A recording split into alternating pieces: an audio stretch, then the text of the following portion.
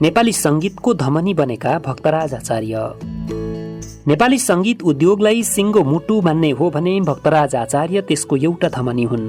जसरी मुटुबाट धमनीलाई हटाएपछि मुटुले शरीर चलाउन सक्दैन, त्यसरी नै नेपाली संगीतबाट भक्तराज आचार्यलाई हटाउने हो भने नेपाली संगीत स्थिर हुन्छ।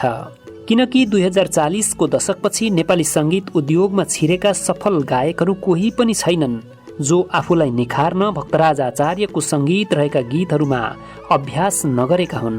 भक्तराज आचार्य त्यस्ता गायक हुन् जसको विलक्षण प्रतिभाको आजसम्म कुनै पनि यन्त्रले मापन गर्न सकेको छैन। उनी आफूले गाउने प्राय गीतहरू आफै संगीत गर्थे, त्यसको संगीत संयोजन पनि आफै गर्थे। वाद्यवादकहरूलाई गीतको इन्टरल्युड, प्रिल्युड र काउन्टर म्युजिक अनुसारका सुहाउँदिला धुनहरू आफै सिर्जना गरेर दिन्थे। गीतमा प्रयोग हुने कर्ड्स बारे गहन हेक्का राख्थे। सुर, ताल, लय, मिठास र पकडमा गहिरो गरी ध्यान दिन्थे। भक्तराज आचार्यका 4 दर्जन भन्दा धेरै गीतहरूमा मेन्डोलिन बजाएका संगीतज्ञ टीका भण्डारी भन्छन्, भक्तराज आचार्यको संगीत श्रवण गर्ने शक्ति यति तीक्ष्ण थियो कि 24 वटा वाद्य यन्त्रहरू बजिरहेको स्टुडियोमा उनी मग्न भएर गीत गाइरहेका हुन्थे। त्यसमा कुनै पनि वाद्यवादकले सानो मात्र नोट तलमाथि गरेमा, छुटाएमा या बेसुर बजाएमा तुरुन्तै गाउन रोक्थे र फलानोले नोट मिस गर्यो भन्थे। यस कुराले के बुझाउँछ भने उनी मन, मस्तिष्क र श्रवण शक्ति एकैपटक परिचालित गर्न सक्थे। यो क्षमता संसारकै विरलै गायकहरूसँग मात्रै हुन्छ। दर्शकवृन्द, हामीले यो सामग्रीमा नेपाली संगीत उद्योगका उनै महान हस्ती भक्तराज आचार्यको जीवन कथा प्रस्तुत गर्दैछौँ। अन्तिमसम्म हेरेर तल कमेन्ट बक्समा अनिवार्य प्रतिक्रिया लेखिदिनुहोला।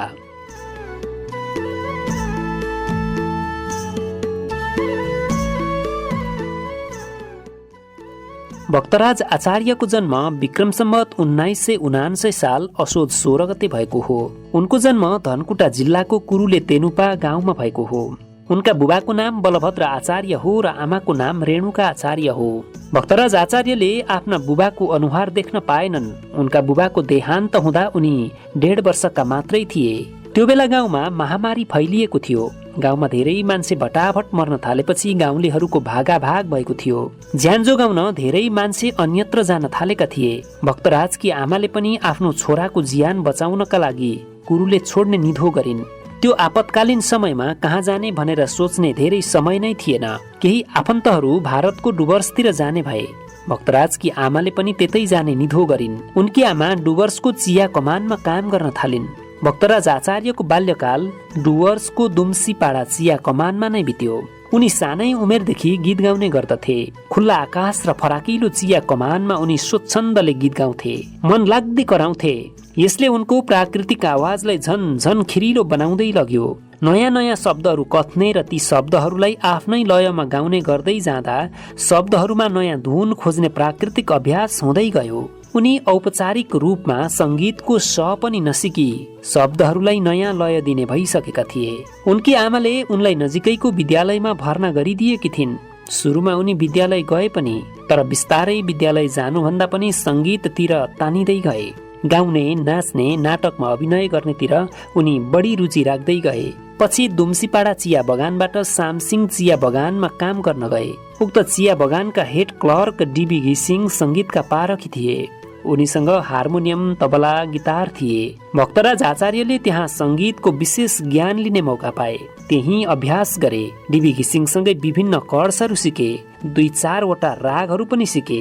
त्यहीबाट उनी संगीतको गहिराईमा पुगे। स्टाफ नोटेसन चाहिँ उनले दिव्य खालिङबाट सिके।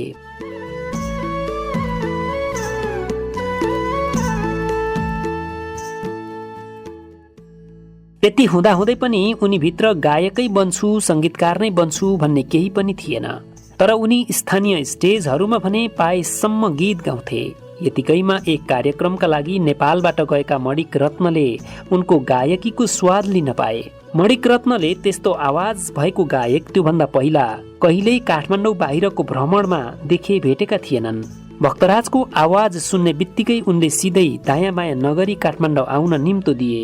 आफ्नो आवाजको बारेमा खुलेर नेपाली संगीतका त्यो स्तरका दिग्गज कलाकारले प्रशंसा गर्दै काठमाडौँ आउने निम्तो गरेपछि भक्तराज आचार्यमा पनि साहस जुट्यो, आत्मविश्वास बढ्यो। त्यसपछि उनी भारतको डुवर्सबाट 100 रुपैयाँ भारू लिएर नेपाल आए। विष्णु प्रसादको रचना र आफ्नै स्वर सङ्गीतमा उनले रेडियो नेपालमा स्वर परीक्षा दिएर पास पनि गरे। तर त्यो बेला उनले रेडियोमा गीत रेकर्ड गर्न भने पाएनन्। केही दिनमा त्यो 100 रुपैयाँ पनि सकियो। उनी फेरि उतै फर्के। भारत फर्केपछि फेरि उनी शास्त्रीय सङ्गीत सिक्न थाले। उनले त्यो बेला सङ्गीत प्रभाकरसम्म अध्ययन गरे। अङ्ग्रेजी भाषा सिके, चिया बगानमा काम गरे।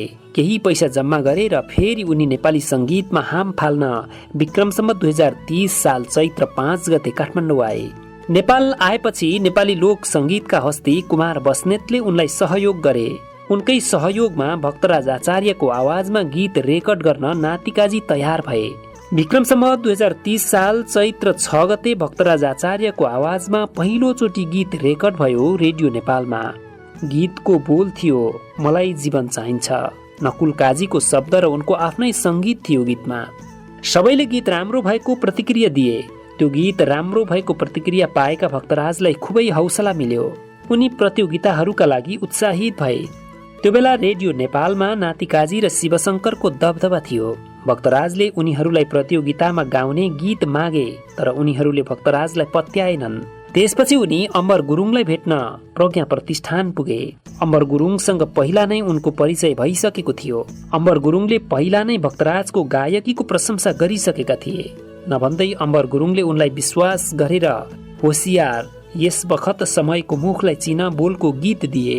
रेडियो नेपालले विक्रम सम्वत 2030 सालमा आयोजना गरेको राष्ट्रिय गीत प्रतियोगितामा सोही गीतबाट उनी प्रथम भए।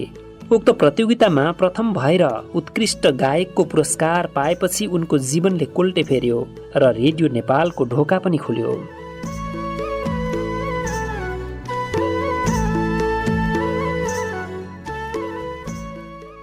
विक्रम सम्वत 2031 सालदेखि रेडियो नेपालमा मासिक 200 रुपैयाँ ज्याला पाउने गरी 9 वर्षसम्म काम गरे। 9 वर्षपछि उनी सुब्बा भए। सुब्बा भएको 6 महिनापछि उनी अधिकृत भए। तर त्यो बीचमा उनले धेरै लफडा पनि बेहोर्नु पर्यो। सुब्बा भएदेखि नै उनलाई रेडियो नेपालबाट हटाउन थुप्रै चलखेल भए। यो मान्छे भारतीय हो, यसको नागरिकता पनि छैन, यो एजेन्ट हो भनेर उनलाई त्यहाँबाट हटाउन चाहनेहरूले पुलिसमा उजुरी पत्र हालेछन्। त्यो बेला उनले निकै दुःख झेल्नु पर्यो। तर तत्कालीन रेडियो नेपालका सहायक निर्देशक राममणि रिसालले प्रहरी प्रमुखलाई भेटेर ती सबै आरोपहरू गलत भएको बताएपछि उनको रेडियो नेपालको जागिर बचेको थियो। अधिकृत भएको 11.5 वर्षपछि फेरि उनलाई राजीनामा दिन लगाइयो। उनी भन्छन्, बाँच्नका निम्ति मैले गरेको त्यो सङ्घर्ष भयानक थियो। सामान्यतया गीत गाउनेहरूले सुर, ताल, लय, मिठासमै ध्यान दिन्छन्।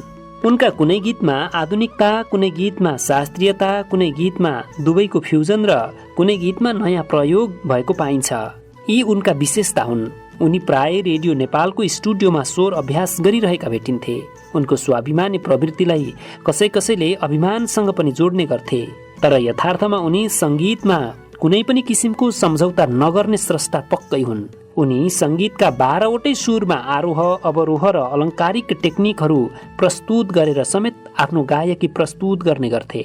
भक्तराज आचार्य पाइन्ट, सर्ट, टोपीमा सजिएर साइकलमा रेडियो नेपाल जाने गर्थे। प्रष्ट, निर्भीक, शालीन र शिष्ट बोली व्यवहार थियो उनको। त्यो बेला उनी घरमा पनि दैनिक 4 देखि 6 घण्टासम्म नित्य रियाजमा नै दिन बिताउने गर्थे। उनको सङ्गीत सुन्नेहरूलाई मोनोटोनस हुँदैन थियो। गीतको कम्पोजिसनमा विविधता, गायकीमा विविधता, गीतका बीचबीचमा साना र महत्त्वपूर्ण धुन निर्माणमा विविधता, टोनिक कर्ड्सको प्रयोगमा विविधता, सङ्गीत संयोजनमा विविधता र रागमा आधारित सङ्गीतको बुनोट र संरचना आधार निर्माणमा समेत विविधता प्रस्तुत गर्न माहिर थिए उनी।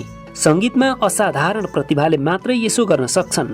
यिनै कुराले भक्तराज आचार्यलाई नेपाली सङ्गीतमा अलग्गै र विशेष प्रतिभाका रूपमा स्थापित गराएको हो। नेपाली भक्ति सङ्गीतमा उनको बराबर उचाइ आजसम्म कसैले पनि बनाउन सकेका छैनन्। त्यसैले उनलाई विक्रम सम्वत 2054 सालमा ठिमीको डबली परिवारद्वारा भजन शिरोमणि उपाधिबाट सम्मानित गरेको थियो।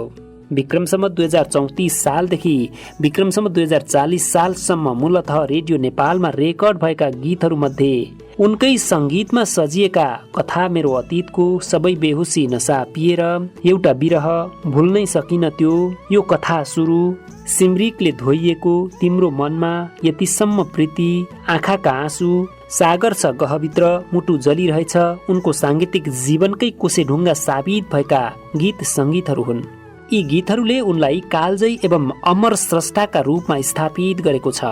यस्ताका उनले अन्य प्रसिद्ध सङ्गीतकारहरू शम्भुजित बाँसकोटा, शिवशङ्कर, प्रकाश गुरुङ, सरोज सार्थक, बुलु मुकारुङ, नोर्बु छिरिङका सङ्गीतमा पनि गीत रेकर्ड गरेका छन् र आफ्नै सङ्गीतमा भजन र स्वदेश गान पनि रेकर्ड गरेका छन्।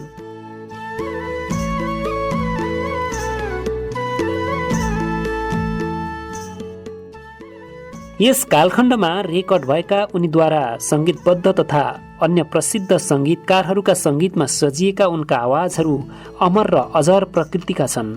त्यस बेलाको स्वर्णिम युगको समेत प्रतिनिधित्व गर्छन् ती गीतहरूले।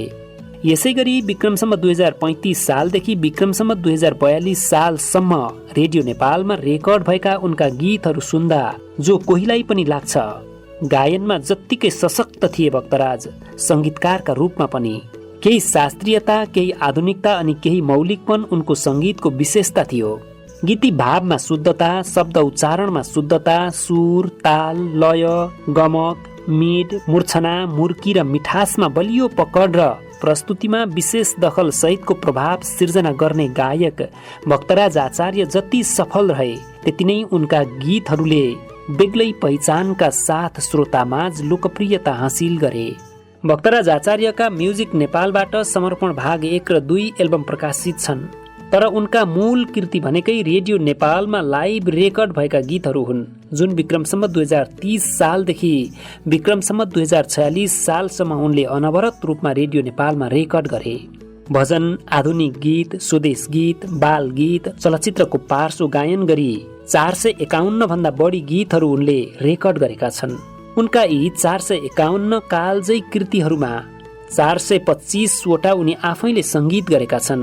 यसरी आफ्ना सिर्जना आफै गाएर लोकप्रिय बन्ने स्रष्टाहरूमा अम्बर गुरुङ, नारायण गोपाल, गोपाल योन्जन, बच्चु कैलाशसँगै भक्तराज आचार्यको नाम पनि नेपाली सङ्गीतमा अग्रपङ्क्तिमा आउने गर्दछ। भारतको सिलिगुडीमा भक्तराज आचार्य नारायण गोपाल स्वर्णिम सन्ध्या कार्यक्रम भएको थियो, जहाँ नारायण गोपालले 10 वटा गीत गाउँदा उनले पनि 10 वटा गीत गाएका थिए। तर केही बङ्गाली दर्शकहरूको अनुरोधमा उनले 2 वटा हिन्दी गजल समेत गाएर आफ्नो छुट्टै क्षमता प्रदर्शन गरी माहौल पुरै तताएका थिए। तर अन्तिम गीत माया मेरी साँझ बनी गाउँदा गाउँदै डुवर्समा उनकी आमाको निधन भएको खबर आएको थियो। त्यति बेला स्टेजमै उनले बजाउँदै गरेको हार्मोनियममा आँसु खसालेका थिए उनले। उनीसँगै केही क्षण अगाडि खुसी भएका सबै दर्शक रोएका थिए। उक्त कार्यक्रममा प्रस्तुति दिइरहेका सङ्गीतज्ञहरू भूपेन्द्र रायमाझी, टीका भण्डारी, शिशिर छेत्री र गायिका लोचन भट्टराईसँगै नारायण गोपालले शिर झुकाएर श्रद्धा सम्मान अर्पण गर्दै 1 मिनेट मौन धारण गरेका थिए।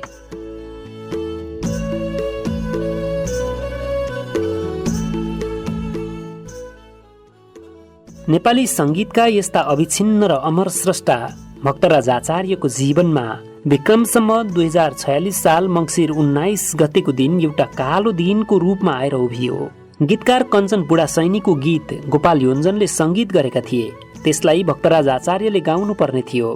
त्यसको तयारी कस्तो भयो भनेर गोपाल योन्जनलाई सुनाउनु पर्ने थियो। उक्त दिन उनीहरू त्यसकै लागि गोपाल योन्जनको घरमा गएका थिए। गोपाल योन्जनको बैठक कोठा माथिल्लो तलामा थियो।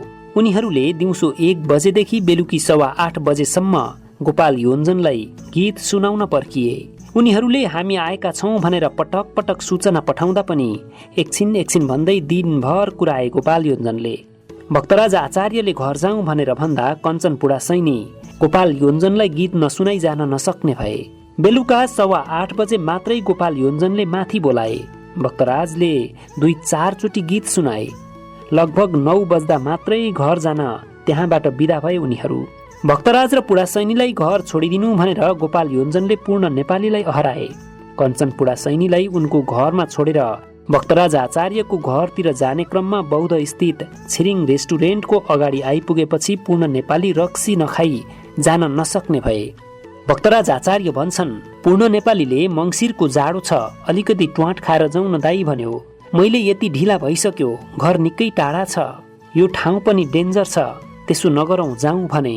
तर उसले जबरजस्ती गर्यो र भन्यो, त्यसो भए तपाईँ हिँडेर जानुहोस्, नखाइकन त म तपाईँलाई पुर्याउन सक्दिनँ। त्यसपछि मैले, त्यसो भए म यहीँ बस्दै गर्छु, तिमी छिटो छिटो खाएर आऊ भने। ऊ भित्र पस्यो। म जाडोमा लुकलुक काँप्दै त्यहीँ उभिरहेँ। बस चढेर जाउँ कि जस्तो पनि लाग्यो, तर साझा बस 9 बजे नै बन्द भइसकेको थियो।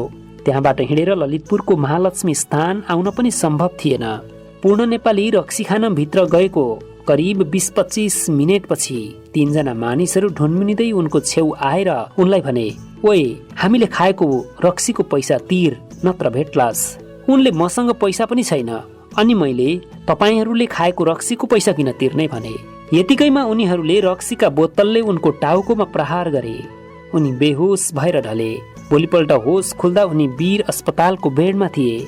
भएछ के भने, रक्सी खाएर पूर्ण नेपालीले पैसा तिर्ने बेलामा त्यति बेलाका नामोद गुण्डाहरू सूर्यमान श्रेष्ठ र सूर्य मानन्दरले आफूहरूले खाएको बिल पनि तिरिदिन पूर्ण नेपालीलाई धम्क्याएछन्। पूर्ण नेपालीले मेरो बिल त त्यो बाहिर बसेको मान्छेले तिरिदिएको हो, उसैलाई भन्नु नि भनेछन् र उनीहरू भक्तराजसँग पैसा माग्न आएका रहेछन्। त्यो घटनाले उनको टाउकोमा 100 टाँचा लगाउनु पर्यो। निको भएर काममा फर्किन नपाउँदै त्यही घटनाको असर उनको जिब्रोमा खटिरा देखा पर्यो। त्यसले क्यान्सरको रूप लियो र विक्रमसम्म 2049 सालमा उनको जिब्रो काटियो। एउटा कालजै आवाज र धुन सधैँका लागि रोकियो।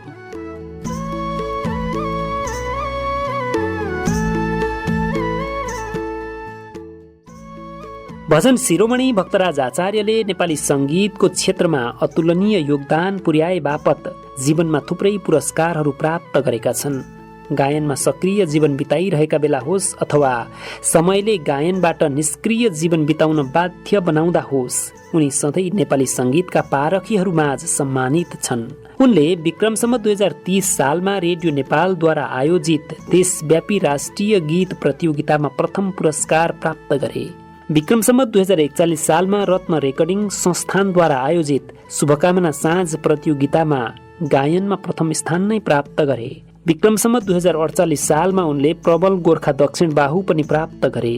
प्रसिद्ध गीतकार छिन्नलताको नाममा स्थापित छिन्नलता गीत पुरस्कार पनि प्राप्त गरे विक्रमसम्म 2051 सालमा। विक्रमसम्म 2054 सालमा उनलाई ठिमीको डबली परिवारद्वारा भजन शिरोमणिको उपाधि प्रदान गरियो। विक्रमसम्म 2054 सालमै भक्तराजलाई राष्ट्रिय प्रतिभा पुरस्कार समेत प्रदान गरियो। विक्रमसम्म 2055 सालमा उनी राष्ट्रिय व्यक्तित्व घोषित भए। विक्रमसम्म 2057 सालमा उनलाई त्रिशक्ति पट्ट प्रदान गरियो। विक्रमसम्म 2058 सालमा वीरेन्द्र ऐश्वर्य सेवा पदक, विक्रमसम्म 2061 सालमा भक्ति सुधा सम्मान, विक्रमसम्म 2061 सालमै न्युयोर्क कला मञ्च अवार्ड, विक्रमसम्म 2064 सालमा Image lifetime achievement award, विक्रमसम्म 2065 सालमा Hits FM lifetime achievement award, विक्रमसम्म 2066 सालमा भीम विराग सङ्गीत सम्मान र त्यसपछि उनले San Miguel lifetime achievement award प्राप्त गरेका छन्। उनको जीवनमा आधारित आचार्य चलचित्र समेत निर्माण भएको छ। यी सँगै उनले सबैभन्दा ठूलो सम्मान र अभिनन्दन संसारभरका नेपालीहरूको अविच्छिन्न माया पाएका छन्। सक्रिय समयमा उनलाई भारतीय पाकिस्तानी गजल गायक मेहेन्दी हसन, गुलाम अली, शौकत अली जस्ता विश्वचर्चित गायकहरूले प्रशंसा गरेर आशीर्वाद दिएका थिए। आवाज नै गुमाएर बाँच्नुभन्दा मर्नु निको भनेर उनले आत्महत्या गर्ने प्रयास समेत गरेका थिए, तर उनकी श्रीमती सुशीलाले उनलाई त्यो अवस्थाबाट जोगाइन्। हाल उनी आफ्ना छोराहरू सत्यराज र स्वरूपराजमा आफ्ना अधुरा कर्महरूको अनुहार खोज्ने प्रयास गर्छन् र चित्त बुझाउँछन्। नेपाली सङ्गीतका यस्ता महान हस्ती भक्तराज आचार्यलाई सुस्वास्थ्य र दीर्घ जीवनको हार्दिक शुभकामना।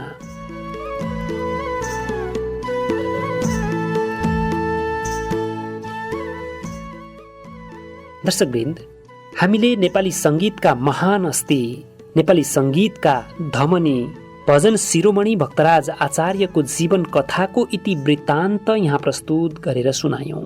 भक्तराज आचार्यको जीवन कथा सुनिसकेपछि तपाईहरूलाई कस्तो लाग्यो? तपाईहरूलाई जस्तो लाग्यो त्यस्तै प्रतिक्रिया दिनुहुन विनम्र अनुरोध गर्दछौँ। यो सामग्री राम्रो लाग्यो भने लाइक, कमेन्ट र सेयर गरिदिनु हुन पनि विनम्र अनुरोध गर्दछौँ। हाम्रो च्यानललाई सब्स्क्राइब गरेर छेउमा रहेको बेल आइकन पनि बजाइदिनु हुन विनम्र अनुरोध गर्दछौँ, जसले गर्दा हामीले यस्ता सामग्रीहरू अपलोड गर्ने बित्तिकै ती सामग्रीहरूको सूचना तपाईहरूसम्म आइपुग्छ र तपाईहरूले हेर्न पाउनुहुनेछ। यो सामग्रीलाई अन्तिमसम्म हेरिदिनु भएकोमा, सुनिदिनु भएकोमा तपाईहरूलाई धेरै धेरै धन्यवाद। हवस् त, नमस्कार।